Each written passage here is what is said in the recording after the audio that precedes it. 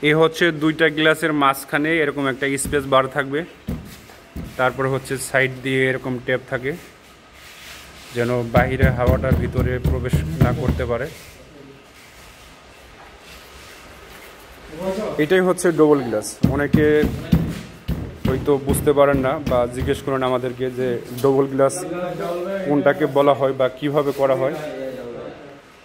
তো আমাদের এই ডবল গ্লেজ নিয়ে অনেকগুলো ভিডিও দেওয়া আছে।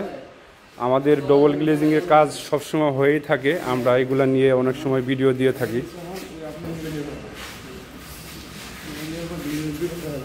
ভিতরে যেন হাত না পড়ে, হ্যাঁ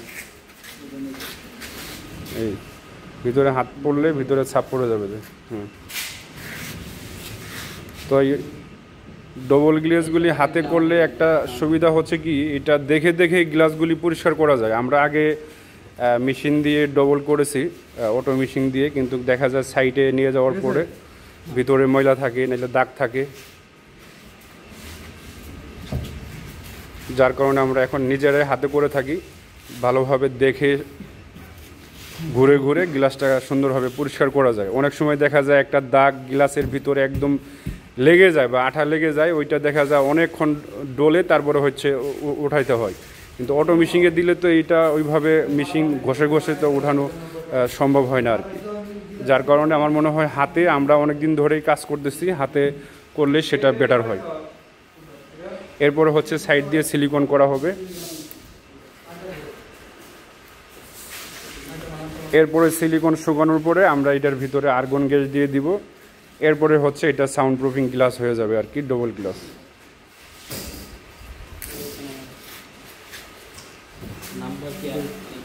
তবে গ্লাস ডবল করার আগে এইভাবে ভালো করে পরিষ্কার করে নিতে হয় দেখে দেখে। শুকনো কাপড় দিয়ে প্রথমে গ্লাসটা পরিষ্কার করে নিতে হয়। এরপরে হচ্ছে হালকা ক্লিনিয়ার বা শ্যাম্পুর পানি দিয়ে সুন্দর করে, এরপরে হচ্ছে এইগুলা কাগজ দিয়ে ঘষে ঘষে তারপরে গ্লাসটা পরিষ্কার করে নিতে হয়।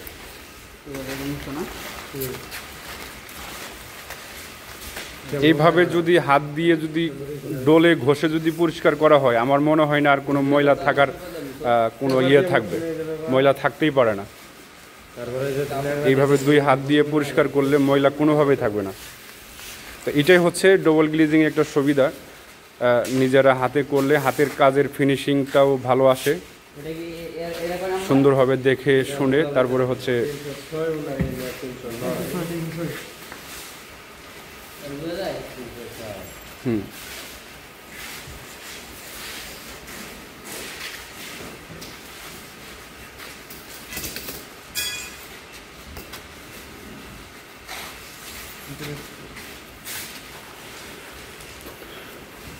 তো ইউরোপিয়ান স্টাইলের, ইউরো মডেলের সব ধরনের কাজ আমরা আমাদের সার্ভিস পুরো অল বাংলাদেশেই। যাহারা আমাদের থেকে কাজ করাইতে চান আমাদের সাথে যোগাযোগ করতে পারেন, আমাদের অফিস কারখানা ভিজিট করতে পারেন। আমাদের অফিস কারখানার লোকেশন হচ্ছে কাওলা এয়ারপোর্ট, রেল লাইন পার হয়ে কাওলা বাজার থেকে একটু ভিতরে।